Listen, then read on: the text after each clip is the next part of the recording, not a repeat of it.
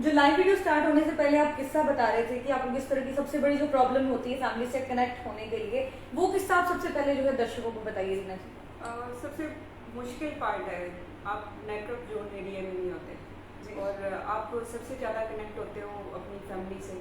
और बेसिकली मैं जो कनेक्टेड हूँ वो अपनी मदर से हूँ। तो सबसे आप रूटीन में तो आप कर लेते हो, आपके पास एनर्जी होती है, सब होती है, लेकिन जब सबसे डिफिकल्ट पार्ट होता है सबमिट, क्योंकि जिस चीज़ के लिए आप आए हो और वो आपको अचीव करनी है। और उससे पहले अगर फैमिली, मेरे को सबसे ज़्यादा मेरी मम्मी की याद आती है सबमिट पुश करने से पहले तो। और उस टाइम हमारे पास कोई नेटवर्क भी नहीं होता। तो मेरे को अपने आप को संजो के रखने वाला वो मेरा सबसे मुश्किल पार्ट है कि मैं कैसे अपने आप को संभालूं और कैसे वो करूं। लेकिन फिर भी मुझसे नहीं हो पाता। मैं ग्रुप से थोड़ा अलग होके एकांत एरिया में जाती हूँ और उसके बाद अपने आप को थोड़ा सा ऐसे बोलते हैं कोने में जाके रो लेते हो आप। ऐसे बोलते हैं कि आंसू से आपके इमोशंस निकल जाते हैं, आपको हिम्मत मिल जाती है। तो मैं किसी कोने में जाके अपने आप को, अपने इमोशंस को आंसुओं के उस पर निकाल लेती हूँ और फिर जाके हिम्मत जुटा के और सबमिट कुछ करती हूँ। मतलब आप खुद समझ सकते हैं कि 15 अगस्त को जाकर दूसरे देश में तिरंगा लहराने की हिम्मत रखती हैं, लेकिन जब बात आती है परिवार की तो बड़ी इमोशनल हो जाती हैं। कुछ ऐसी हैं पर्वतारोही रीना भट्टी।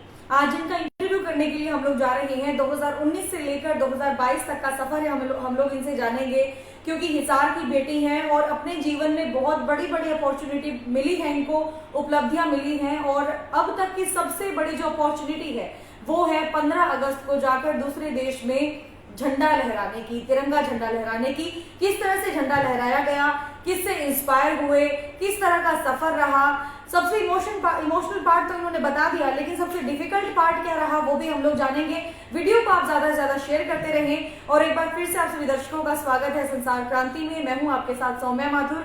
रीना भट्टी जी के साथ मौजूद हैं, पर्वतारोही हैं। 2019 से लेकर अब तक जो है प्रयास करते आ रहे हैं कि अपने देश का नाम दूसरे देशों में सबसे टॉप में लेकर आए। तो रीना भट्टी जी, बहुत बहुत स्वागत है आपका संसार क्रांति में। थैंक यू जी। तो मैम सबसे पहले ये जानना चाहूंगी कि किससे इंस्पायर होकर जो है आपने शुरुआत की कि मुझे जो है 15 अगस्त पर जाकर दूसरे देश में झंडा लहराना है, क्या कहेंगे? मैं फुली इंस्पायर्ड हूँ अपनी मम्मी से जी। मेरा फर्स्ट गुरु है वो, जिन्होंने मेरे को बहुत कुछ सिखाया आगे बढ़ने की। हर कदम पे मेरे को, चाहे वो कैसा भी स्टेप हो, उसने मेरा साथ दिया है जी। तो मेरा इंस्पायर तो मेरी मम्मी है। लेकिन हाँ, मेरे को ये है कि एज ए माउंटेनियर जैसे हम क्लाइंब करते हैं तो मुझे वो इस सीजन में अगर मैं कुछ क्लाइंब कर सकती थी। और 15 अगस्त का जो मौका था, जब पूरा देश आज़ादी अमृत महोत्सव मना रहा था, तो मुझे लग रहा था कि मुझे ऐसी कोई अपॉर्चुनिटी मिल जाए जिससे मैं अपने देश का झंडा दूसरे देश की सबसे हाईएस्ट पीक पे लहरा पाऊँ और इस अपॉर्चुनिटी को एक मेमोरेबल रख पाऊँ। क्योंकि ओबियसली ये देश के लिए तो मैं कुछ करना ही चाहती थी, बट मेरे लिए भी कुछ मेमोरेबल हो। तो 15 अगस्त पे दूसरे देश की सबसे ऊंची चोटी पे, तो मेरे लिए ये सबसे बड़ी बात थी कि ये मेरी जिंदगी भर की मेमोरेबल चीज होगी कि मैं 15 अगस्त पे अपने देश का झंडा दूसरे देश की सबसे हाईएस्ट पीक पे लहरा पाई जी। बहुत बढ़िया। मतलब देख सकते हैं आप कि 15 अगस्त को जो है इन्होंने दूसरे देश में जाकर झंडा लहराया है। रीना भट्टी नाम है, हिसार की रहने वाली हैं। तो मैम, जैसे मैं आपसे ये भी जानना चाहूंगी, स्पोर्ट तो आपने बताया कि सबसे बड़ा स्पोर्ट जो है आपकी मम्मी का आपके साथ था। 15 अगस्त को जाकर आपने झंडा तो लहरा दिया और उसके बाद जो है हिसार में बड़ी धूमधाम के साथ आपका स्वागत भी हुआ और कहीं ना कहीं आंसू भी आपके निकले होंगे कि मतलब जो चीज डिजर्व कर रहे थे, जो चीज आप ऑब्जर्व कर रहे थे, वो चीज आपको मिली है। ड्रीम क्या है आपका सबसे बड़ा, और मतलब कितना डिफिकल्ट रहा आपके लिए दूसरे देश में जाकर झंडा फहराना? किस तरह की चीजों का सामना करना पड़ा, किस तरह की डिफिकल्टीज आपके सामने आए, कुछ बताना चाहेंगे उसके बारे में? हाँ बिल्कुल, बहुत सारे ऐसे एक्सपीरियंस है। तो जब मैं वापस आई थी तो मुझे बिल्कुल भी उम्मीद नहीं थी कि मुझे अपने शहरवासियों से इतना प्यार और इतना सहयोग मिलेगा। तो जब हम लोग भारत से अपना रसिया गए थे क्लाइंब करने के लिए, तो हमने सिर्फ सोचा था कि 15 अगस्त के दिन सिर्फ माउंट एल्बर्स, इतना ही सुना था, माउंट एल्बर्स की पीक पे हमने अपने देश का झंडा 15 अगस्त को लहराना जी। तो उसके बाद जब हम लोग बेस कैंप पहुंचे, तो बेस कैंप पहुंचने के बाद हमें दिखा कि सामने एक माउंटेन नहीं है, 2 माउंटेन है। ओके। और वो माउंटेन है माउंट एल्बर्स ईस्ट पार्ट और mount Elbrus west part. Okay. तो जो नॉर्मली हम क्लाइंब करते हैं, जो मुझे पहले ही पता था, वो माउंट एल्बर्स वेस्ट पार्ट है। ओके। लेकिन ईस्ट पार्ट अभी तक इंडिया में किसी ने किया नहीं था जी। तो कहीं ना कहीं से हमें वो हमने थोड़ा गाइड किया कि हमें लगा कि यार 15 अगस्त के दिन एक तो क्लाइंब हो जाएगा जो हम टारगेट लेके चले थे जी। बट अगर दूसरा भी हो जाए तो सोने पे सुहागा हो जाएगा। तो हमने पता किया कि इसका क्या फीस है, कैसे कैसे हम इसको मतलब 2 बार ये मन में आया ना कि 15 अगस्त के दिन अगर 2 माउंटेन पे अपने देश का झंडा होगा तो इससे बड़ी बात नहीं होगी कोई। तो हमने उसके बारे में पता किया, तो बाद में पता चला कि उसकी अलग से फीस लगेगी, अलग से सब होगा, क्योंकि हम तो एक माउंटेन के लिए तैयारी करके चले गए थे। तो जो भी हमारा फिर उन्होंने फीस बताई और टीम ने पूरा डिसाइड किया कि हमें क्या करना चाहिए क्या नहीं करना चाहिए। तो आई सेड के भाई मुझे तो करना ही है, मुझे अगर 2 अपॉर्चुनिटी एक साथ अगर मुझे 15 अगस्त को 2 अपॉर्चुनिटी मिल रही है तो इससे बड़ी बात हो ही नहीं सकती। बिल्कुल सही बात है। तो मैंने उस अपॉर्चुनिटी को उठाया, लेकिन 15 अगस्त के दिन 14 तारीख को हम लोग सबमिट करने निकले थे वेस्ट पार्ट को, जो हमारा प्राइम टारगेट था जी। लेकिन वो तो हो गया था 14 तारीख को, 15 तारीख को सबमिट हो गया और पूरा कंप्लीट हुआ। लेकिन उसमें भी सबसे डिफिकल्ट पार्ट ये था कि 14 तारीख को जो हमें सबमिट विंडो जो होती है कि वेदर फोरकास्ट से हम पता करते हैं कि वेदर कैसा रहेगा, हम सबमिट कर सकते हैं कि नहीं कर सकते, क्योंकि इतना सारा पैसा, इतना सारा मतलब एफर्ट्स लगाना, इतने सारे एफर्ट्स लगा के हम लोग पैसा इकट्ठा करते हैं और उसके बाद भी अगर आपकी पॉसिबिलिटी कम हो जाती है तो रिस्क फैक्टर ज्यादा बढ़ जाता है। बिल्कुल बढ़ जाता है, तो प्रेशर भी आता है माइंड पे। ऑब्वियसली आएगा ही आएगा, क्योंकि वही है ना, एक पैसा इकट्ठा करके तो हम लोग मैं अपनी पूरी सेविंग मनी लगा देती हूँ एक पीक लाइन करने के लिए। तो वो एक डिसीजन लेना था, तो मैं कोई रिस्क फैक्टर भी नहीं चाह रही थी कि हाँ कुछ ऐसा हो कि सबमिट ना हो पाए या किसी रीजन से रह जाए जी। बस प्राइम टारगेट था कि 15 को हमने अपने देश का झंडा हाईएस्ट माउंट एल्बर्ट्स की हाईएस्ट पीक पे लहराना ही रहना।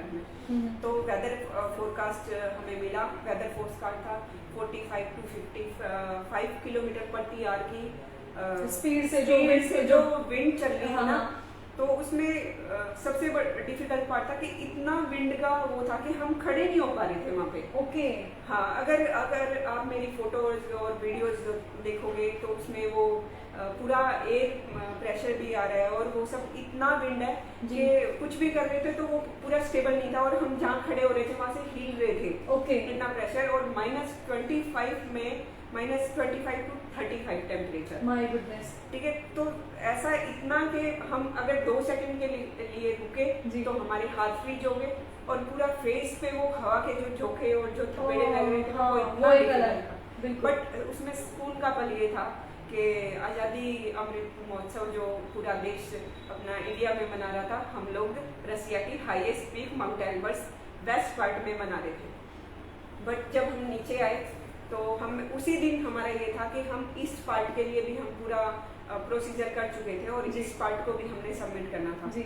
लेकिन वेदर वो जो गाइड थे और हमारे वो थे तो उन्होंने किसी रीजन से बोल दिया कि चलो प्राइम टारगेट एटलीस्ट हमारा अचीव हो चुका है, तो हम जो भी प्रोसीजर है तुम्हारी जान पहले है, तो हम लोग नीचे आ गए। और फिर सडनली रशियन लोगों से हमने रिक्वेस्ट किया कि हमें क्लाइंब करना है इस पार्ट भी, क्योंकि उस टाइम तक मुझे पता चल चुका था कि इंडिया में ऐसी अभी तक कोई लड़की नहीं है जिसने अभी तक क्लाइंब किया हो जी। तो वो चीज़ भी थी और मैं वो क्लाइंब भी करना चाहती थी कि एटलीस्ट मैं रिकॉर्ड की जो अपॉर्चुनिटी थी वो उठाना चाहती थी, क्योंकि वो 15 अगस्त बहुत मायने रखता है। बिल्कुल रखता है, हर देशवासी के लिए रखता है, ये बात तो है। तो वो अपॉर्चुनिटी उठाना चाहती, फिर हमने रिक्वेस्ट किया, उन्होंने, मैं जो रशियन गाइड है उनका भी थैंक यू करना चाहूँगी कि एटलीस्ट उन्होंने हमें सेकंड मौका दिया। और 15 की नाइट को हम लोग निकले और 16 को हमने ईस्ट पार्ट भी जो माउंट एल्बर्ट्स ईस्ट पार्ट है उसको सबमिट किया। उसकी हाइट है अपना 5421 मीटर। ओके। तो वो पार्ट भी सबमिट किया, तो दैट्स द मेमोरेबल क्या बात पार्ट। है। और वो 15 अगस्त को मैं सबमिट कर पाई, और जी। देश की पहली ऐसी लड़की बन पाई जो दोनों पार्ट, जिसने माउंट एवरेस्ट के ईस्टर्न पार्ट और वेस्टर्न पार्ट को क्लाइम किया। और देश के लिए सबसे बड़ा दिन था और वो वो भी 15 अगस्त को बिल्कुल ना। बिल्कुल। मतलब रीना जी एक बात जरूर कहना चाहूंगी, मतलब आप ये जो चीजें बता रही थी मैं इस चीज को फील कर रही थी। इतना मतलब आपने नेचुरल तरीके से इसको बताया ना कि किस स्टेप बाय स्टेप किस तरह से आपको दिक्कत हुई, कैसे परेशानी हुई, किस तरह की समस्याएं हुई, लेकिन आपने अपना आत्मविश्वास नहीं तोड़ा। आपको लग रहा था कि करना है तो करना है, दैट्स इट। कुछ भी करने के लिए आपके पास अपना Confidence। आत्मसम्मान, बिल्कुल। अपना जिद, हाँ। अपना जुनून, जी। वो सब होना जरूरी है। जी।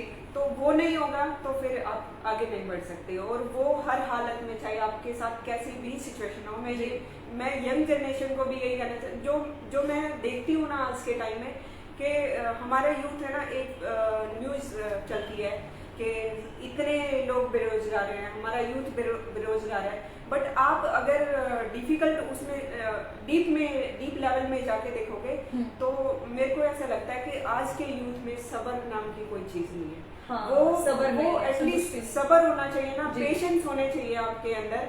अगर आपको कुछ करना है तो हर चीज टाइम मांगती है। जी। और अगर आप एक चीज को कंटिन्यूसली प्रैक्टिस में लेके आते हो, वो कहते हैं प्रैक्टिस में परफेक्ट। तो वो चीज अगर आप अपनी असलियत जिंदगी में लेके आओगे तो ही आप कुछ अचीव कर सकते हो। तो सेम चीज है कि 15 अगस्त को हमने वेस्ट पार्ट सबमिट किया जी। ईस्ट पार्ट के लिए हम लोगों को वापस भेज दिया गया जी। उसके बाद फिर दोबारा से हमने फीस सबमिट करी, क्योंकि हमें करना ही था। वो फीस कितनी लगती है? मतलब ये पर्सनल क्वेश्चन है बट फिर भी बताइए फीस कितनी लगती है, एक अवेयरनेस के लिए मैसेज चला दें। एक माउंटेन का जो ईस्ट पार्ट का, मतलब अप्रोक्स अगर मैं वेस्टर्न पार्ट की बात करूं तो 3.5 लाख के आसपास मैंने पे किया है। लेकिन ईस्ट पार्ट जो था वो हमें बेस कैंप जाने के बाद पता चला, क्योंकि हमने बेस कैंप से ही देखा कि माउंटेन 2 दिख रहे हैं जी। तो तब हमें पता चला कि ईस्ट पार्ट भी है।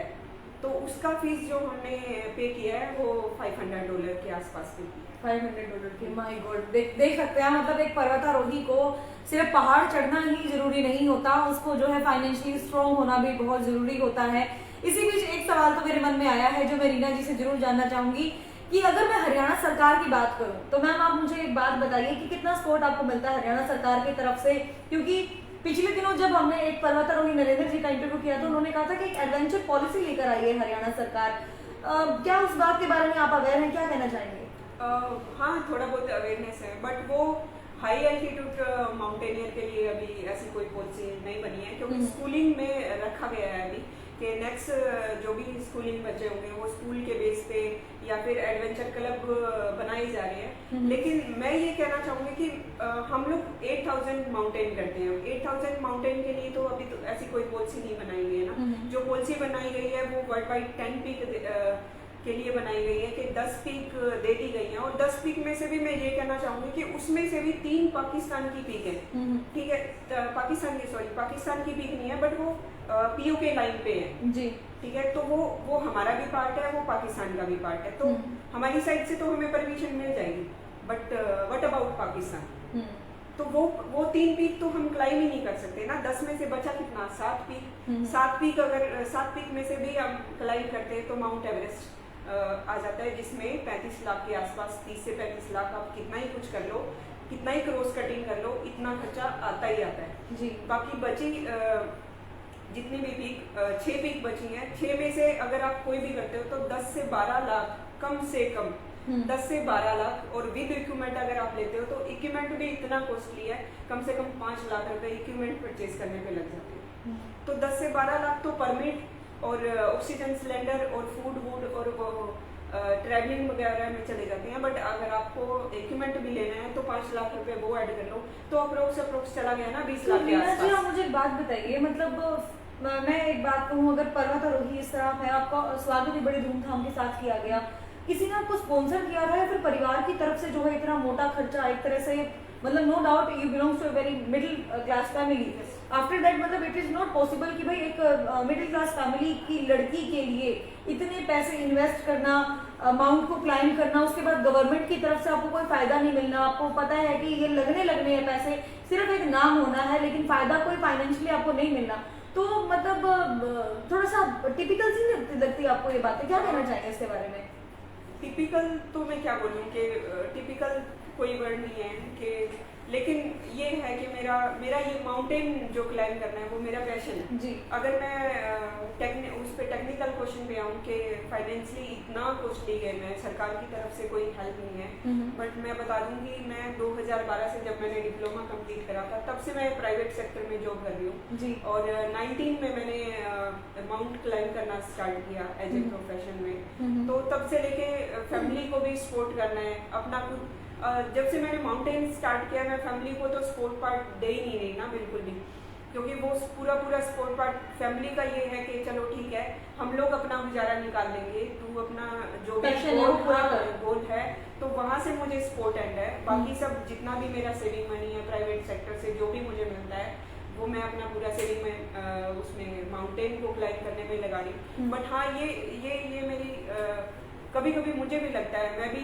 इंसान हूँ तो ऑब्वियसली मैं भी टूट जाती हूँ कि मतलब क्या कोई बंदा सामने नहीं आ रहा कि चलो हम आपका सपोर्ट करेंगे, या फिर अदर गेम को लेके अगर मैं बात करूँ तो इतने सारे ब्रांड सामने आ जाते हैं कि हम आपको स्पॉन्सर करेंगे या आपकी सपोर्ट करेंगे, लेकिन माउंटेनिंग के लिए जिससे भी मिलते हैं वो बोलते हैं माउंटेनिंग ऐसा कोई स्पोर्ट्स ही नहीं है, मतलब कोई फेथ ही नहीं करता ना, मतलब कोई पॉजिटिव निकलना सामने नहीं आती। मैं माउंट किलिमंजारो करने के बाद से लगी हुई हूँ कि मुझे स्पॉन्सर मिले या फिर मुझे मेरी कोई पर्सनल लेवल पे कोई हेल्प कर दे, बट एक आश्वासन के अलावा और कुछ नहीं मिलता। हाँ, तो वहाँ पे अगर मैं बात करूँ तो ठीक है, यही आ जाता है कि चलो इंडिविजुअल है, मेरा पैशन है, तो फिर मैं अपने आप को जब मोटिवेट करती तो मुझे लगता है कि it's my goal and it's my passion, तो उसके लिए सिर्फ मैं फाइट कर सकती हूँ, मैं दूसरे पे कैसे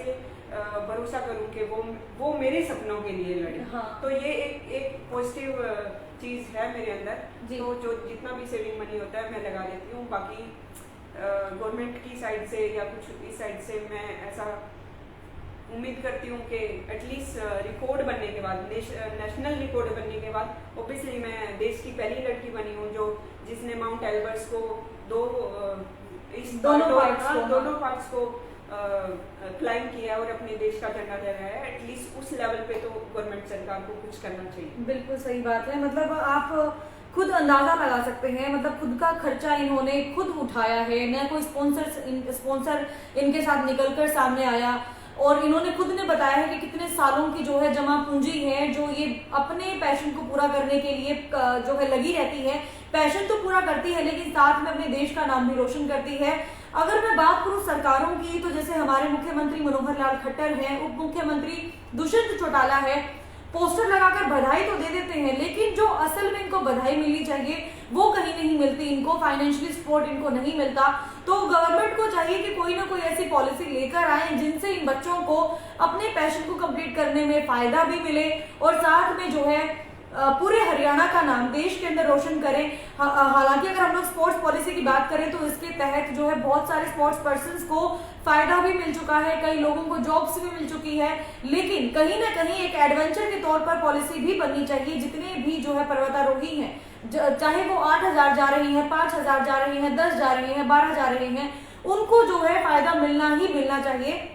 तो बट्टी जी, ये तो आपका मैसेज पहुंच गया कि पर्वतारोहियों के लिए जितना भी हो सके फाइनेंशियल सपोर्ट जो है गवर्नमेंट की तरफ से मिलना चाहिए। मुझे आप एक बात बताइए, आपने बताया कि 7 पीक रह गई हैं, 3 तो पीओ की यानी कि पाकिस्तान की है, 7 जो पीक है उनमें से आप कौन कौन सी पीक अभी तक कंप्लीट कर चुकी हैं और कितना डिफिकल्ट रहा 2019 से लेकर 2022 यानी कि अब तक का सफर आपका? जो पॉलिसी बनाई गई थी वो पिछले साल से मतलब 1.5 ईयर हुआ है, तो उससे पहले ही मेरा प्राइम टारगेट बन गया था कि मुझे माउंट एवरेस्ट को फतेह करना है। बट किसी भी पीक को करने के लिए मेरे पास 10 से 12 लाख रुपए नहीं है कि मैं क्लाइम कर सकूं, और अगर मैं वो कर लेती हूँ तो मेरा प्राइम टारगेट है कि मैं माउंट एवरेस्ट को फतेह अपने अपने देश का झंडा लहराना चाहती हूँ। अगर मैं वो पैसा किसी भी दूसरी पीक पे जो लिस्ट में दी गई है वो करती हूँ, तो फिर मेरा वो जो सेविंग मनी है वो माउंट एवरेस्ट के लिए खत्म हो जाएगा।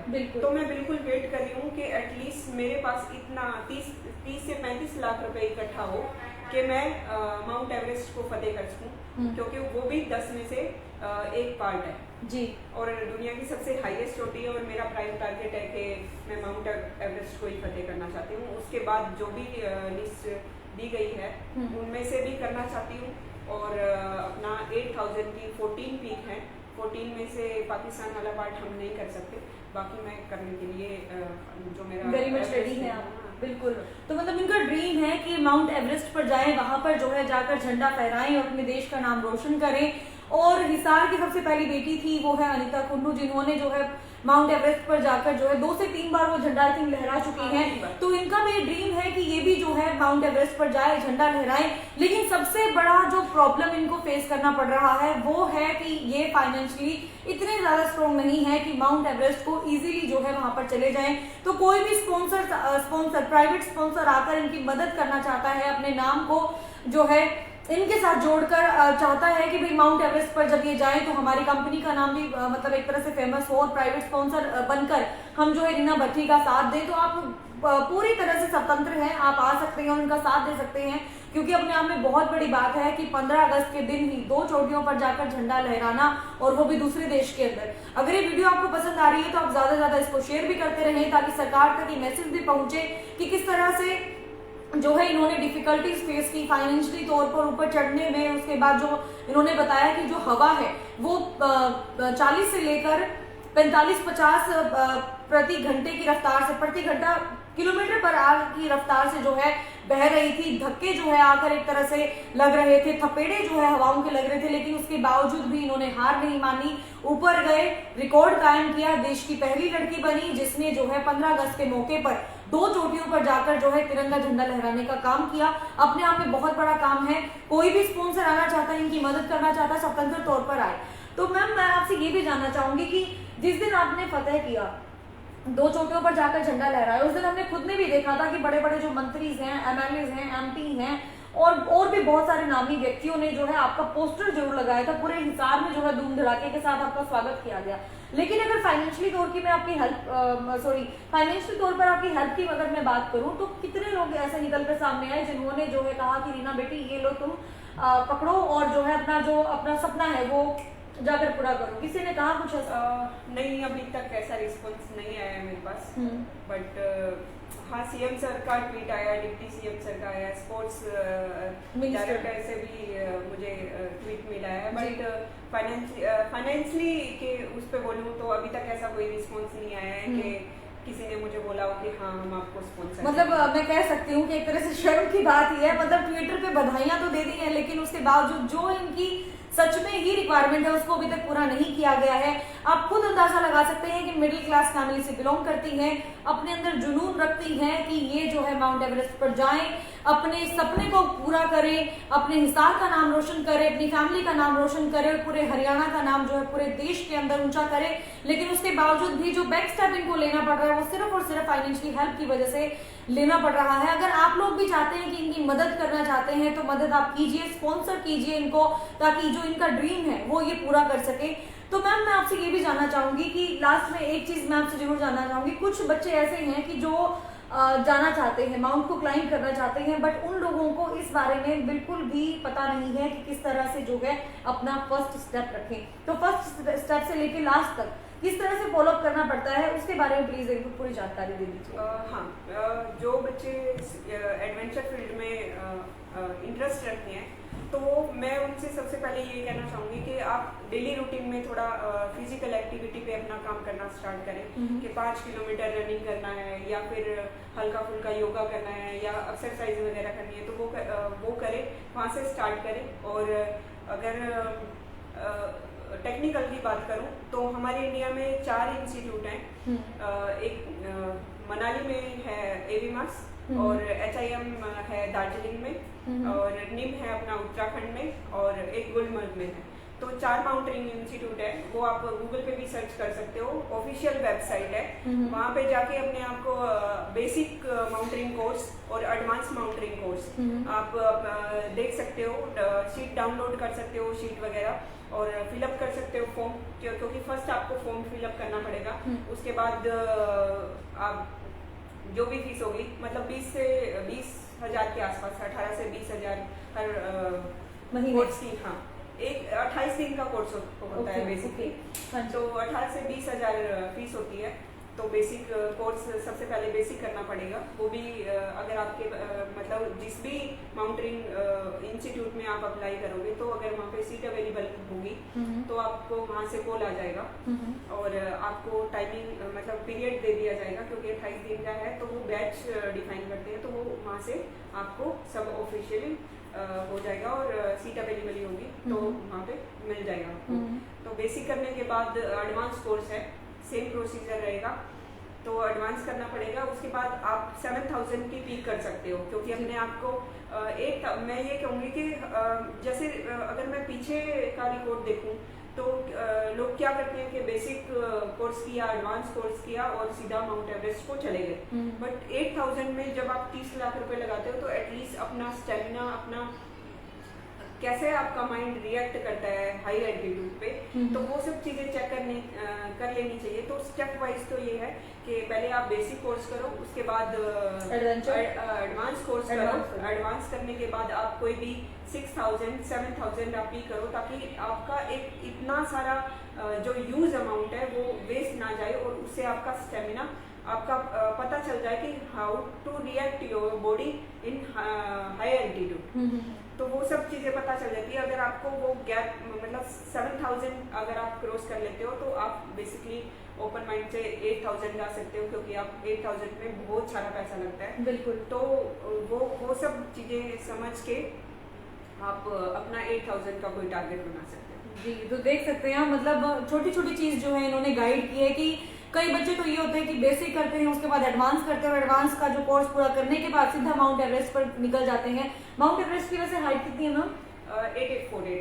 8848 है। तो आपने जो है सजेशन दी है कि बच्चों को पहले जो मतलब सीखने वाले हैं, बेसिक एडवांस करने के बाद जो है 5,000 to 8,000 जाकर देखना चाहिए, जिससे पता चलेगा आपकी बॉडी का स्टेमिना कितना है, आप क्लाइंब कर सकते हैं या नहीं कर सकते, और जितनी भी डिफिकल्टीज जो है एक माउंट को क्लाइंब करते वक्त आती है, उस डिफिकल्टीज से आप कितना अपने आप को खरा उतार सकते हैं, उसके ऊपर भी आपको काम करना बनता है। तो इन्होंने जो है छोटी छोटी गाइडलाइन आपको दी है, ये आपको फॉलो करनी पड़ेगी। साथ में इन्होंने जैसे अपने एक्सपीरियंस के बारे में बताया है कि किस तरह की डिफिकल्टीज जो है इन लोगों को फेस करनी पड़ती है जब क्लाइंब करने के लिए जाते हैं, तो एक तरह से माइंड मेकअप करना पड़ता है, राइट?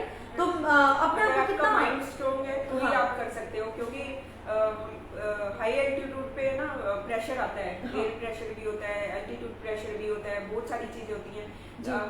थोड़ा ऑक्सीजन हमारे दिमाग तक प्रॉपर नहीं पहुंच पाती, तो हम सबसे ज्यादा प्रॉब्लम आती है कि भूलने की बीमारी हो जाती है। कई बार ऐसा भी होता है कि हम एक टीम में हैं, 5 लोग हैं टीम में, और सामने वाला बंदा बैठा है तो उसका नाम भी आपको सडनली याद नहीं आता, जबकि आप कई दिनों से साथ हो। हाँ, कई दिन से साथ हो। तो ऐसी ऐसी चीजें होती हैं कि जब लैक ऑफ ऑक्सीजन वाली प्रॉब्लम होती है ना, तो ये सब फेस करना पड़ता है। तो इसलिए आपको 8,000 जाने से पहले, क्योंकि 7,000 के बाद आपको ऑक्सीजन की जरूरत पड़ेगी। आप बिल्कुल एक्सट्रीम लेवल पे अगर प्रैक्टिस कर रहे हो, तो विदाउट ऑक्सीजन भी आप देख ही रहे होंगे कि एडवेंचर फील्ड में काफी सारी चीजें हो रही है कि बिना ऑक्सीजन के भी आजकल क्लाइंब कर लेते हैं। तो अगर बिल्कुल आप एक्सट्रीम लेवल पे हो, तो आप विदाउट ऑक्सीजन भी जा सकते हो, लेकिन नॉर्मली अगर मैं बात करूं तो 7,000 के बाद ऑक्सीजन सिलेंडर की जरूरत पड़ती है जी। तो 7,000 पे अपने आप को परफॉर्म करके देखें कि वो आप मतलब कैसे आपकी बॉडी रिएक्ट करती है, स्टेमिना कितना है, कितना स्टेमिना है, कैसे आपकी बॉडी काम करती है, कैसे आपका माइंड काम करता है। आपके साथ क्या डिफिकल्टीज आई थी? मतलब आप कर सकते हैं, क्योंकि ये बड़ा इंटरेस्टिंग है, लेकिन बड़ा ही मतलब एक तरह से मैं कहूंगी कि चीज तो है ये, मतलब भूल जाना किसी को 20-25 दिन से आप साथ में और एकदम से भूल, आपको कौन कौन सी डिफिकल्टीज आई उस दौर में, कुछ बता सकते हैं? हाँ, इस वाले में मतलब अगर मैं माउंट एल्बर्ट्स की बात करूं, तो टॉप पे मतलब हम टॉप पे ऐसे पिक्चर लेते होते हैं ना, तो ऐसे बोलते हैं कि अच्छा ठीक, अरे सर आप मेरी फोटो लो, बट अगर नाम लेने की बात करो तो नाम स्किप हो जाता है। क्योंकि सर और मैडम ही बोलना पड़ता है, क्योंकि वो अगर किसी को आप उसके नाम से नहीं बुलाओगे तो ऑब्वियसली उसको बुरा लगेगा। हाँ जी। बट 7000 का मैं आपको एक एक्सपीरियंस शेयर करती हूँ कि 7000 पे जब हमारा कैंप 3 था ना, तो कैंप 3 में वो मेरा फर्स्ट अटैम्प्ट था जी। तो जैसे ही हम कैंप 3 पहुंचे तो काफ़ी मतलब चल के जाना था और टेक्निकल पार्ट था। तो मैंने कुछ मतलब हमारे पास क्लाइंब करते टाइम या तो चॉकलेट होती है या पानी होती है, तो मैं 7000 बेसिकली मैं अपने आप को टेस्ट करने ही गई थी कि मैं कर पाऊंगी या नहीं कर पाऊंगी, या मेरी बॉडी रिएक्ट कैसे करेगी, क्योंकि मिडिल क्लास से बिलोंग करती हूँ तो 30 लाख रुपए लगाने के लिए बहुत कुछ सोचना पड़ेगा। हाँ बिल्कुल। तो हम लोग कैंप 3 पे पहुंचे। कैंप 3 पे तो मैं बिल्कुल आराम से पहुंच गई, बट शाम को जब खाने पीने की बारी आई कि हाँ चलो सूप पीना है, मैगी पीनी, बट उस टाइम जब हम लोग पहुंच के और थोड़ा रिलैक्स कर रहे थे तो मैं पानी भी पी रही थी ना, तो पानी मैंने पिया और जस्ट 2 मिनट के बाद वोमिटिंग। तो मतलब वो पानी डाइजेस्ट करने में भी मुझे प्रॉब्लम हो रही थी। लेकिन ऐसा क्यों, किस लिए? डिहाइड्रेशन। ओके।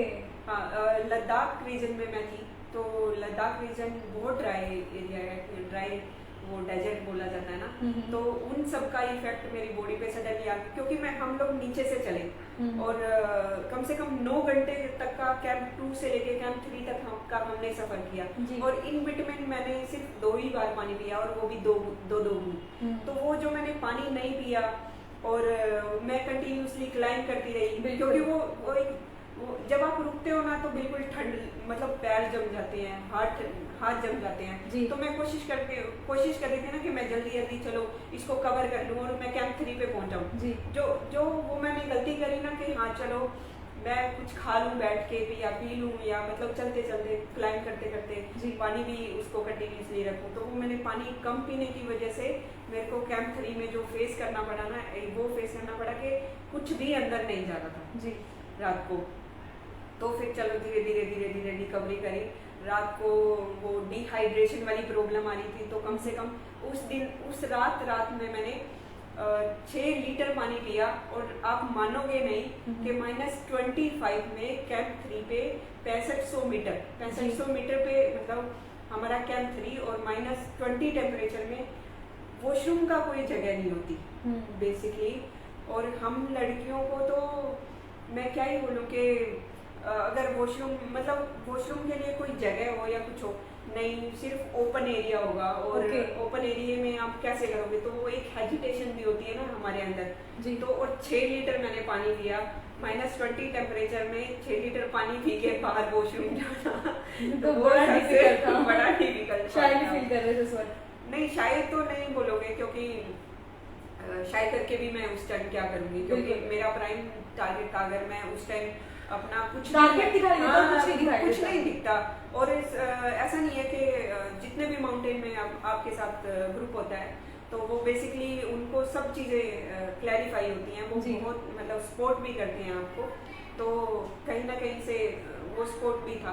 तो ऐसा शाही वाला तो नहीं था कि और शाही करेंगे तो भाई कुछ नहीं कर पाएंगे। तो बहुत बहुत धन्यवाद रीना भट्टी जी, आपका बहुत बहुत धन्यवाद। आपने जो अपना एक्सपीरियंस है बड़ा अच्छे तरीके से हमारे साथ शेयर किया, बहुत छोटी छोटी बातें बड़ी क्लोजली समझाई। Thank you ma'am, thank you. और मैं एक अपील करना चाहूँगी कि आप ये वाला वीडियो ज़्यादा से ज़्यादा शेयर करें, और ताकि मेरे जैसे बच्चे जो सफ़र कर रहे हैं तो एटलीस्ट उनके पास मैसेज जाए, क्योंकि बहुत सारी चीज़ें हैं जो मैं शायद अपने एक्सपीरियंस से उनको बता पाई। तो शेयर करें बहुत सारा, और समझें कि क्या चीज़ है माउंटेनिंग को, और कमेंट भी करें। अगर आपका कोई क्वेश्चन है तो मैं इस वीडियो पे जरूर रिप्लाई करूंगी, और एक्टिव रहेंगे रीना भट्टी जी। जो भी क्वेश्चन है, अगर आप माउंटेनियर बनना चाहते हैं, क्या कुछ होता है प्रोसेस, कुछ भी जानना चाहते हैं, तो इस वीडियो के ऊपर आप कमेंट करते रहिए, ताकि रीना भट्टी जी आपका रिप्लाई देते रहें और बताते रहें कि किस तरह के स्टेप्स आपको फॉलो करने हैं। जी रीना भट्टी जी, बिल्कुल। और थैंक यू मैम। संसार क्रांति हाँ जी, संसार क्रांति को मैं थैंक यू बोलना चाहूंगी जी। इतना मतलब ये सब चीजें बेसिकली न्यूज चैनल वालों के पास इतना टाइम नहीं होता कि वो हमारी बात करें। नहीं, जो देश का नाम जो ऊंचा लेके जाएगा उनके लिए तो हमारे पास टाइम ही टाइम है ma'am. Seriously ma'am, thank you. बहुत बहुत अच्छा लगा। She is very down to earth, और सभी दर्शकों से अपील है कि वीडियो को ज्यादा से ज्यादा शेयर करें, लगातार संसार क्रांति के साथ बने रहें। कोई भी माउंटेनियर बनना चाहता है, कोई भी आपको प्रश्न पूछना है, कोई भी क्वेश्चन है, कोई भी हेजिटेशन नहीं करनी, क्वेश्चन पूछना है कि किस तरह से बन सकते हैं, इस प्रोसेस में क्या होता है, इस प्रोसेस में क्या होता है, हर एक चीज की जानकारी जो है रीना भट्टी अपने आप जो है आपको बताएंगे, जानकारी देंगे, ताकि आप भी अपने सपने को पूरा कर सके। बने रहिए संसार क्रांति के साथ। मैं सौम्या माथुर आप सभी दर्शकों से लेती हूँ इजाजत। नमस्कार।